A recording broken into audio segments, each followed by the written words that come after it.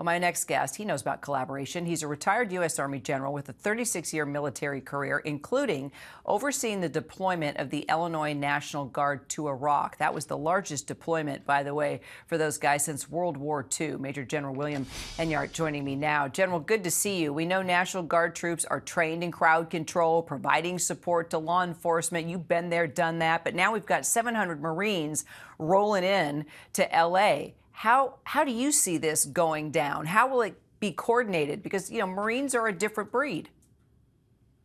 Well, I think what's really unfortunate about this situation is that this has developed into a political fracas. And frankly, neither the National Guard nor the Marine Corps need to be part of a political fracas. The National Guard, as you pointed out, has been doing this sort of thing for decades. And we have a playbook for this. We have a plan, and that plan has been exercised countless times. And the person in charge of this is the local chief executive, whether it's the mayor or a county superintendent. Once they believe that their forces are outnumbered or outmanned, then they can request supplemental forces from the governor, whether it be the National Guard, state police, or other state resources. The reason it's done this way is because it is the local chief executive who has the best knowledge of a local situation. It is not someone who is sitting 3,000 miles away in Washington, D.C., watching some newscast.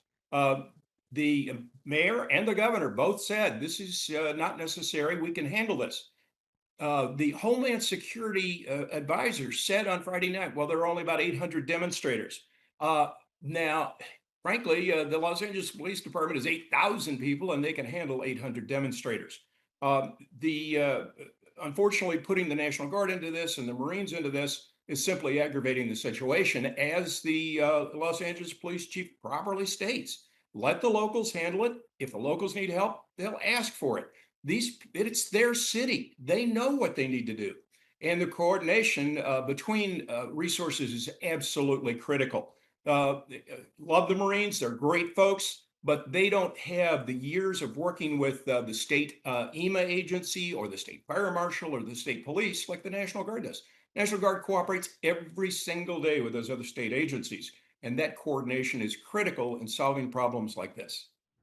Okay, so then I guess my question is, with everything you just said, how do you see this going down? Because it sounds like you definitely do not feel that Marines should be coming in and the National Guard shouldn't have been sent in, and that local authorities could have handled these protesters. It's not like it's the first time the LAPD has seen protesters. They've dealt with a lot of, hairy situations over the decades.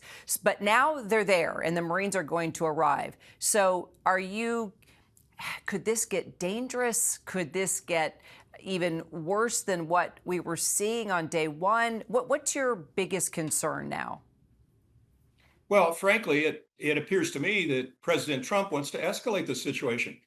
President Trump has been labeled as, and probably rightly so, as the king of reality television. And he's more interested in distracting attention from problems such as his tax bill that's going nowhere, or the tariffs that are creating some real problems for this economy.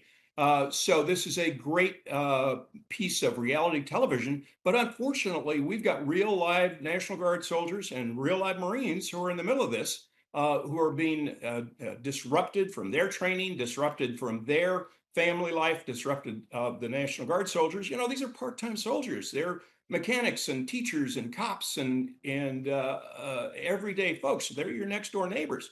And when you yank them out of their homes, it needs to be for a good cause.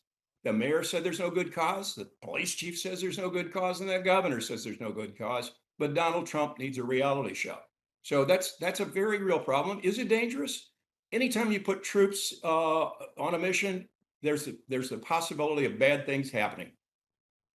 And now the president's floating the idea of invoking the Insurrection Act, which would take it to a totally different level. General, I really appreciate your insight, your experience, adding to the conversation. Let's stay in close touch, because clearly things are not calming down. So I want to keep talking. Appreciate you, General. Thank you, Kurt.